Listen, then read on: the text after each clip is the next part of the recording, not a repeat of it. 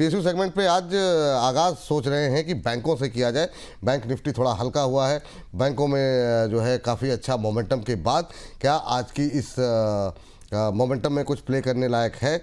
Ma'am, कल आपने central bank पे खरीदारी करने के लिए बोला था, आज थोड़ा सा फ्लैट मतलब कि नीचे तो नहीं है उतना कहेंगे, लेकिन 38 रुपये पे क्या खरीद सकते हैं? 38 साढ़े 38 पे इन्वेस्टमेंट का आइडिया विपुल जी कर सकते हैं अभी भी इसमें बाइंग। स्टॉप लॉस अभी भी छोटा है और अपसाइड की जो पॉसिबिलिटीज है 40 रुपए से लेकर के 44 के टारगेट मैं तो देख पा रही हूँ, लेकिन स्टॉप लॉस आप लोग यहाँ पर 36 रुपए का 36 का मेंटेन करो और 40 से 44 रुपए के टारगेट के लिए अभी भी बाय कर सकते हैं। इसका कंट्रीब्यूशन अभी तक आया नहीं है। एसबीआई में चाहे तो प्रॉफिट बुक कर लो, अगर आप हो नहीं हो तो इट्स यू आर गुड। तो फिलहाल के लिए ये दो स्टॉक्स, एक तो सेंट्रल बैंक और पीएनबी, मुझे ठीक लग रहे हैं आज भी फ्रेश लॉन्ग्स के लिए। चलिए, तो ये अभी भी अच्छे लग रहे हैं। सेंट्रल बैंक और एसबीआई, ये बोला आपने, क्या बोला दूसरा क्या? Central bank and PNB. SBI में तो प्रॉफिट बुकिंग करना है। 1200 पे प्रॉफिट बुकिंग में बता चुकी हूँ अपने मेंबर्स को, तो और यहाँ पर भी बताया ही है। तो आप लोग, क्योंकि अपसाइड अब लिमिटेड हो गई है और डाउन साइड 15% के आसपास की, मुझे 10 से 15% की दिख रही है, तो वहां पर प्रॉफिट बुक करके हम लोग यहाँ शिफ्ट होने की कोशिश कर सकते हैं। ठीक है, तो पीएनबी अगर खरीदे तो कहाँ पे क्या टारगेट दे रही हैं आप? 135 150 135 150। तो ये इस गिरावट में अगर खरीदना है, हालांकि ज़्यादा तो नहीं गिरा है, 1 ही रुपये नीचे है, लेकिन ठीक है, खरीद सकते हैं। पीएनबी जो है, मौका मिलता है तो बिल्कुल जो है 135-50 तक के टारगेट देखने को मिल सकते हैं। सर, स्टॉप लॉस पीएनबी का स्टॉप लॉस जब टारगेट की बात किया तो स्टॉप लॉस भी, स्टॉप लॉस यहाँ पर आप फिर से 2 रुपए और ऊपर शिफ्ट कर लीजिए, 117 कर लीजिए। 117 कर लीजिए, ठीक है। सर, आपकी टिप्पणी रहेगी एसबीआई को लेकर के, मैं जानना चाहूंगा क्या? हाँ। कल भी कह के गया था सर, एसबीआई बैंक को ले सकते हैं 1165 रुपए के स्टॉप लॉस से 1260 और 1313 के टारगेट, कल भी यही टारगेट मेंशन किए थे। एक और ऑप्शन का ट्रेड बनाया जा सकता है, लेकिन आज थोड़े से डिप का अगर इंतजार करेंगे तो अच्छा होगा। एसबीआई का 1200 का कॉल ऑप्शन जो अभी 16 रुपए के आसपास चल रहा है, तो ये अगर 15 रुपए 16 रुपए के बीच में लेंगे तो ज्यादा बेटर है। यहाँ से 25 रुपए 35 रुपए तक के टारगेट है, 10 रुपए के नीचे का स्टॉप लॉस है। अच्छा, 1200 का कॉल ऑप्शन जो अभी चल रहा है 16 रुपए के आसपास, 16 रुपए 40 पैसे अभी चल रहा है, 16:40 पे चल रहा है। टारगेट आपने क्या बताया यहाँ पर? 10 रुपए का स्टॉप लॉस है, टारगेट 25 30 35 25 30 35 50 भी हो जाए तो 50 भी हो जाए तो आई वोंट बी सरप्राइज्ड। 25 30 35 के टारगेट यहाँ पर, और यहाँ पर स्टॉप लॉस आपने बताया कितने का था? 10 रुपए का। 10 रुपए का, ठीक है। ये जरा तो आपको एसबीआई की 1200 की कॉल खरीदने की सलाह यहाँ पर दी जा रही है, ये थोड़ा सा ध्यान रखिएगा, नोट डाउन कर सकते हैं तो कर लीजिए। 1200 की कॉल ऑप्शन 16:40 के आसपास भाव चल रहा है, थोड़ा बहुत ऊपर नीचे होगा, ठीक है, वो ट्रेड होता रहता है, उसके हिसाब से अपने रिस्क एपेटाइट के हिसाब से आप खरीद सकते हैं। करंट लेवल पे 25 30 35 तक के टारगेट यहाँ पर देखने को मिल सकते हैं, और यहाँ पर आपको एक स्टॉप लॉस लगाना है 1200 की कॉल पे, वो लगाना है 10 रुपये के आसपास का। तो 10 डिलीवरी कॉल भी इसी में है। हाँ, क्या करें सर? करंट डिलीवरी कॉल भी इसी में है। 1213 रुपए का भाव चल रहा है, 1206-7 रुपए तक अगर गिरे करंट मार्केट प्राइस से लीजिए। 1165 का स्टॉप लॉस होगा, 1260 और 1313 रुपए के टारगेट। चलिए, तो ये बात जो है, ये देखिए एसबीआई का कॉल ऑप्शन, अमित जैन की कॉल भी ऑप्शन आ गई है। अभी 16 रुपये के आसपास एंट्री करने की सलाह है, 16:40 के आसपास, और 1200 की स्ट्राइक जो है 25 30 रुपये का यहाँ पर टारगेट आप रख सकते हैं, 10 रुपये का स्टॉप लॉस रखिए। देखिए, सब चीज़ें लिखित रूप से आपके सामने उपलब्ध हैं, नोट डाउन कर लीजिए। तो एसबीआई पे 2 अलग अलग व्यूज़ हैं, आप कंफ्यूज मत हो रही है होइएगा, क्योंकि अलग अलग एक्सपर्ट की अलग अलग राय होती है। आपको जिसको फॉलो करना है आप उसे फॉलो कर सकते हैं। अंबाला मैम कह रही हैं प्रॉफिट बुक करें, और अमित जी कह रहे हैं यहाँ से भी अभी अपसाइड बाकी है, तो यहाँ पर 1300 तक के लेवल के ऊपर के लेवल के लिए खरीदारी कैश में कर सकते हैं। ऑप्शन का डेटा आपके सामने है, किस हिसाब से आपको ट्रेड करना है। चलिए, सेंट्रल बैंक पीएनबी एसबीआई के बाद मैम बैंक ऑफ महाराष्ट्र पे काफ़ी क्वेरीज हमारे पास आती रहती हैं, काफ़ी लोगों को ये फंडामेंटली भी अच्छा लगता है, रिजल्ट भी ठीक थे। 68-69 पे कैसा लग रहा है बैंक ऑफ महाराष्ट्र? थोड़ा सा तो महंगा लग रहा है। अगर आप सिर्फ ट्रेड अपॉर्चुनिटी को ढूंढ रहे हैं तो थोड़ा सा तो महंगा है, बट स्टिल जो आउटलुक है वो अभी भी पॉजिटिव है। सो मैं यहाँ पर टारगेट्स के बारे में पहले बात करना चाहूंगी। 68-69 की रेंज में है। मुझे लगता है कि 75 के लिए पहला भाव है जो इसको चेस करना चाहिए, और वो भी जून से पहले। सो इस टारगेट के लिए अगर आप आज एंट्री बनाने का सोच रहे हैं लिमिटेड एक्सपोजर से ही आइएगा और 64 रुपए 50 पैसे पर स्ट्रिक्टली अपना स्टॉप लॉस भी रख लीजिए। तो 75 पर प्रॉफिट बुकिंग कर भी लेना है और 60 रुपीज मतलब 64.5 रुपए पर स्टॉप लॉस अगर ट्रिगर्ड हो जाए तो बुक भी कर लेना है। स्टॉक काफी चल चुका है बट अभी भी मजबूत है, सिर्फ इसीलिए हमने इसमें बाइंग रिकमेंडेड की है। चलिए ठीक है, ये बात हो गई बैंक ऑफ महाराष्ट्र को लेके। अच्छा, मतलब दर्शक ये रोजमेरी जी की टिप्पणी आई है, शेर भी आया है उनका।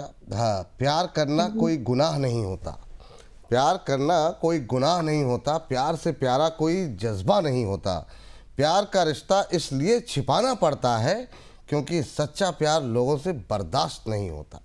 वाह वाह वाह, यहाँ पे गवारा नहीं होता, ज्यादा राइमिंग हो जाता। हाँ, अब आप जैसी क्रिएटिविटी कहाँ है मतलब इन लोगों में। हाँ हाँ, क्लास लीजिए आप अम्बाला मैम से थोड़े दिन के लिए, जो भी आप महानुभाव हैं।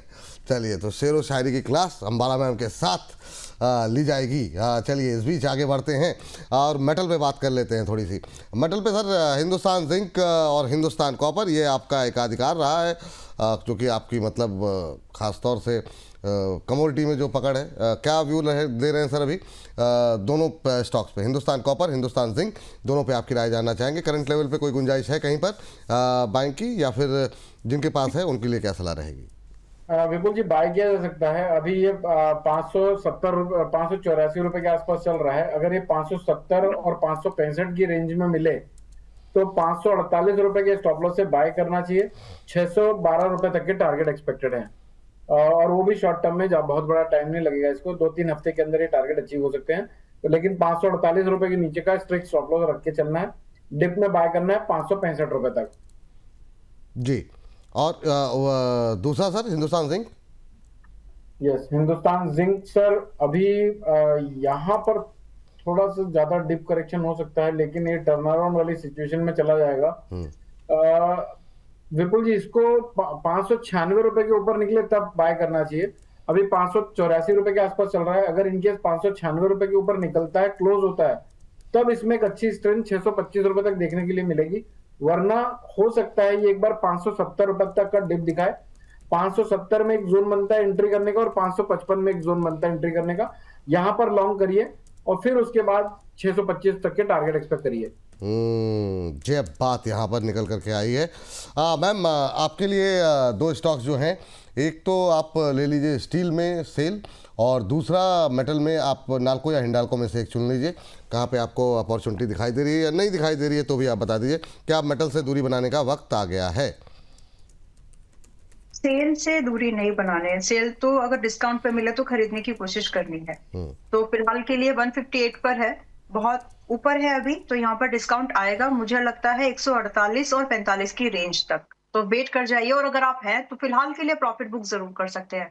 मेटल्स, ऑटो थोड़े से 5-6% करेक्ट होंगे, तो उस करेक्टिव मूव में जो स्टॉक, जो पोजीशन आपके पास में आपको लग रहा है कि आपके पास ज्यादा है, तो चाहे तो निकल सकते हैं अभी। बट सेल दोबारा खरीदना है, वापस आते हैं 150, 100 जितना हो सके, एक नंबर है 145 के आसपास। तो 145 से 150 के बीच में ना। हाँ, और अभी 158 है, तो 100 रुपए वाला, 150 रुपए वाले स्टॉक में ये परसेंटेज मैटर करता है, क्योंकि इतना भी फास्ट मूवमेंट इसका उतनी बड़ी रेंज वाला नहीं रह जाएगा फिर। तो बस इतनी चीज का ध्यान में रखिए, जितना हो सके अच्छा बाय लेने की कोशिश करिए। दूसरा स्टॉक आपने? मैम, दूसरा स्टॉक नाल्को हिंडाल्को में से कोई एक चुन लीजिए, मैंने कहा था। तो आप नाल्को आ गया स्क्रीन पर, तो नाल्को बता दीजिए। ओके, नेशनल एल्यूमिनियम 342 पर आया है। नहीं, इसको अभी भी नहीं लेना है। अच्छा, लाइन से बाकी जो भी स्टॉक्स हैं, हिंद कॉपर, हिंद जिंक, उसमें भी रुक जाइएगा, अभी खरीदना नहीं है। और अभी ये जो नेशनल एल्यूमिनियम 342 पर अभी जो है, कम से कम है कि कम से कम 290 और 310 चेज करेगा। अभी भी 15% और करेक्ट होना है कम से कम, तो रुक जाइए, जल्दबाजी में मत खरीदिए, ताकि आपको मेटल का दोबारा जो भाव है, वो मेटल की वो जो तपन थोड़े दिन पहले हुई है सबको, वो नहीं एक्सपीरियंस करना है। So try to be very cautious with your entry price this time और एवरेजिंग प्राइस दिस टाइम। तो मेरे हिसाब से 290 310 का वेट करना ही चाहिए। इस बीच में जितना भी प्राइस ऊपर जाकर के जो भी हो 1-2 दिन के लिए, उसको इग्नोर करना। ठीक, ये बात यहाँ पर निकल के आ रही है। और इस बीच अमित सर, एक सवाल जो है वो आया हुआ है, धनराशि भेजी है अभिनव जी ने, और वो नाराज़ भी हो गए थे, तो उस समय मुझे दिख नहीं रहा था इनका। अब आ गया है। एक तो आईओसी इन्होंने 127 पे लिया है, ये हमारे उसमें शामिल है, PSU की थीम में भी शामिल हो जाएगा। लेकिन नायका का भी इनका सवाल है, 255 पे लेके रख बैठे हुए हैं। तो मैं चाहूँगा कि नायका को भी आप कवर कर लें इसके साथ। लेकिन पहले IOC 127 पे लेके बैठे हैं। हालांकि आज क्रूड की कीमतों में जो US और ईरान के बीच में तनाव की स्थिति बनती हुई दिखाई दे रही है, उसके बाद से फिर 4% उछल गया था क्रूड, ब्रेंट पे 70 के आसपास पहुंचता हुआ। अब क्या करें, IOC पे व्यू क्या है आपका? IOC मेरे यहाँ पर 177 दिख रहा है। 127 पे इन्होंने लिया है सर। अच्छा, 127 में इन्होंने लिया। वाह, बहुत अच्छा रेट है सर, लिया हुआ है, पकड़ के रखिए बिंदास। मुझे लगता है कि आपने जो धनराशि भेजी है उसमें कमाल की एडवाइस ले रहे हैं। होल्ड, क्योंकि यहाँ पर सर क्या होता है ना, इन्वेस्टर्स को कॉन्फिडेंस की जरूरत होती है। डर हट जाए, कॉन्फिडेंस बढ़ जाए तो उसका लाभ माल अपने आप हो जाता है। तो मुझे ऐसा लगता है सर, आपको स्टॉप लॉस ट्रेल कर लेना चाहिए। 165 के नीचे का स्टॉप लॉस लेके चलिए अब, और 195 रुपए तक मुझे आराम से दिखता है ये स्टॉक। और इसमें फ्रेश मोमेंटम हो सकता है 3 हफ्ते के अंदर अंदर, इसके पहले या फिर 3 हफ्ते तक एक ब्रेकआउट देखने को मिलने की पॉसिबिलिटी बन रही है। 190 प्लस तक के रेट आप आराम से देख सकते हैं। अच्छा, ठीक है सर, ये बात यहाँ पर। और सर वो नायका वाला भी कवर कर लीजिए, धनराशि भेजिए कम से कम, भाई साहब का मतलब नाराज ना हो। जी, नायका नायका तो आ ही नहीं रहा है सर मेरे NYKAA के नाम से नहीं आ रहा। नहीं, अगर मैडम कवर करें तो ज्यादा हाँ ठीक है, चलिए ठीक है, होनासा कंज्यूमर के नाम से है, लेकिन ठीक है अभी मैम से हम पूछ लेते हैं। मैम जरा देखिए, आप नायका को कवर कर लीजिएगा, और अब जो है मेटल से बाहर निकल करके अगला काउंटर जो होगा वो होगा, चूँकि बात ऑयल एंड गैस को लेकर के पूछी गई है, तो मेरा सवाल आपसे होगा ONGC को लेकर के। नायका पे कमेंट कर दूं? अच्छा कर दिया, आप ही कर दिए सर जी। नायका पे सर 295 के नीचे का ट्रेल स्टॉप लॉस रखिए, लेकिन इसमें बहुत ज्यादा पोटेंशियल नहीं लग रहे हैं। अगर ये बाउंस में 310 रुपए 311 रुपए के आसपास मिले तो एक बार प्रॉफिट ले लीजिए, जिसके पास भी ये बाय है। हाँ जी सर। नहीं, अब ये सब मेरे पास तो मैडम आप ही कमेंट कर दीजिए, ज्यादा बेटर। चलिए ठीक है, ONGC मैम कवर कर लीजिएगा साथ में, नायका और ONGC जी। तब तक सर आप MRPL और चेन्नई पेट्रो ये 2 निकाल लीजिएगा फटाफट जी। नायका जिसके भी पास है, आप 268 पर है, बुक योर प्रॉफिट, क्योंकि मुझे तो ये 250 आते हुए लग रहा है।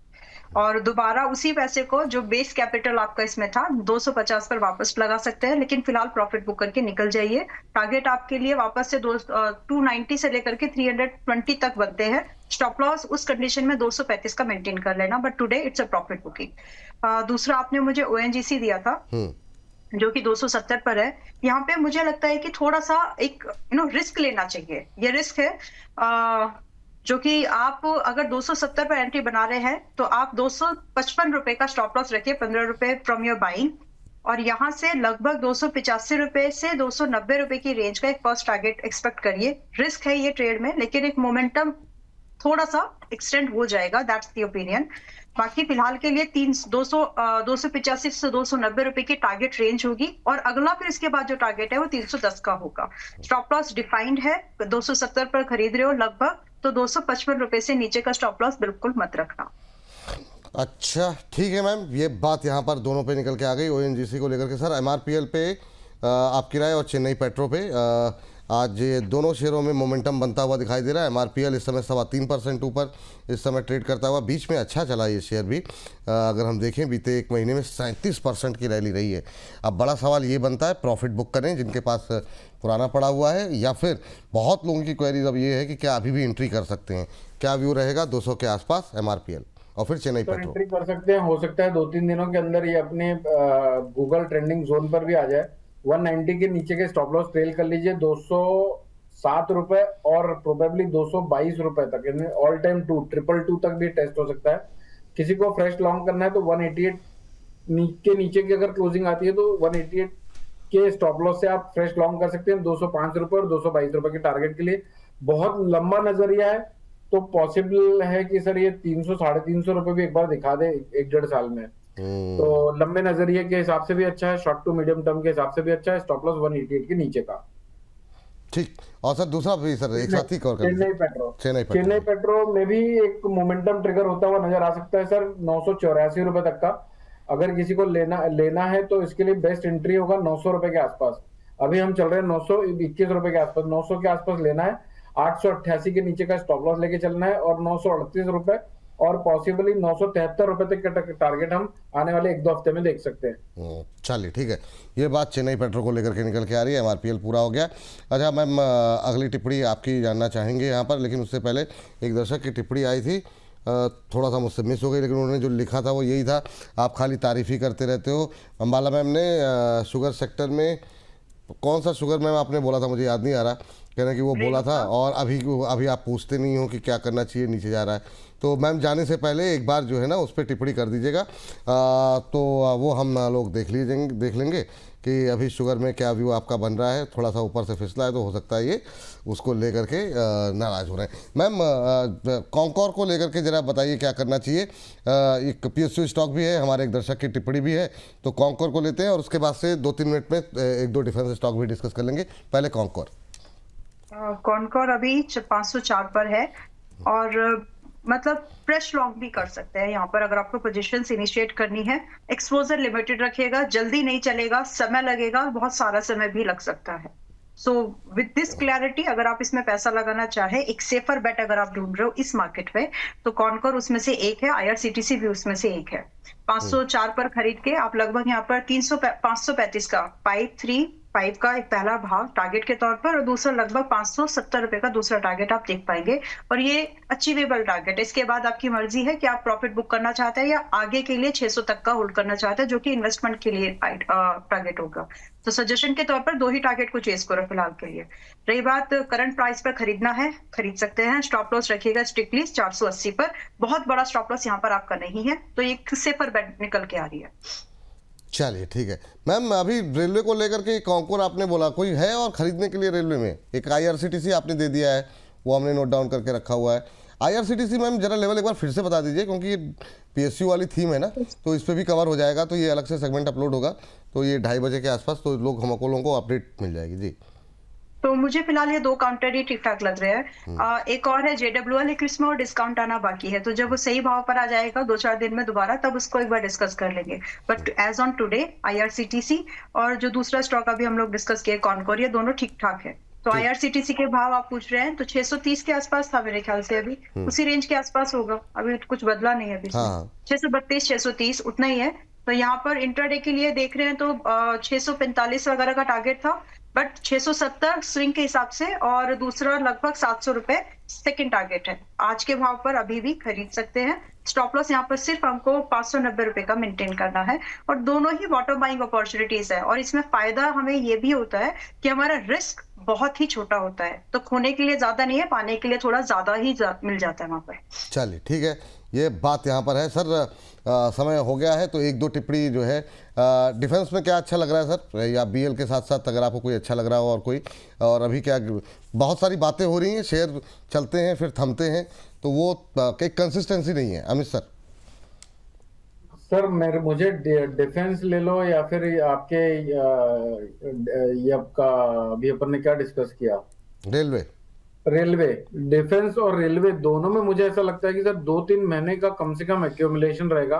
ये अचानक से बढ़ने लगेंगे, ऐसा लगेगा कि अरे अब तेजी आई, कब तेजी आई, फिर ढह जाएंगे। तो जब ढहने लगेंगे तो फिर से वापस से न्यूज सर्कुलेट होगी, लोग मंदी के व्यू बनाएंगे, फिर बाजार रिकवर कर जाएंगे। तो 2-3 महीने तक इसी तरह से माहौल रहेगा। मुझे लगता है कहीं पर शॉर्ट टर्म और मीडियम टर्म के हिसाब से पैसा कमाने के हिसाब से यहाँ पर अगर कोई ट्रेड और पोजीशन लेनी है, तो मुझे लगता है दोनों सेगमेंट को अभी फिलहाल के लिए अवॉइड करना चाहिए।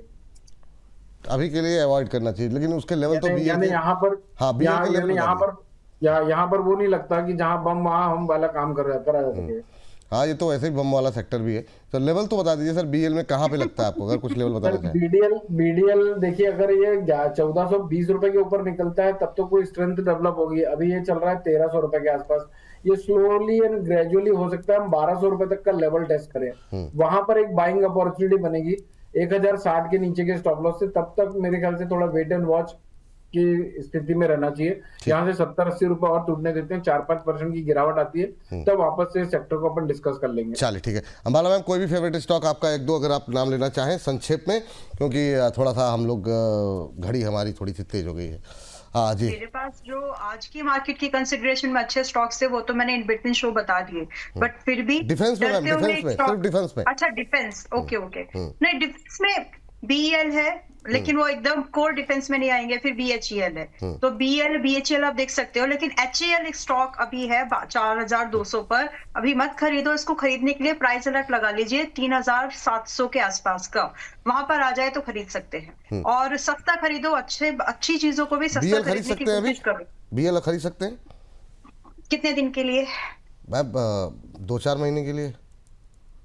नहीं, बीएल अभी नहीं। मतलब 2-4 महीने वाले काउंटर्स नहीं है विपुल जी ये।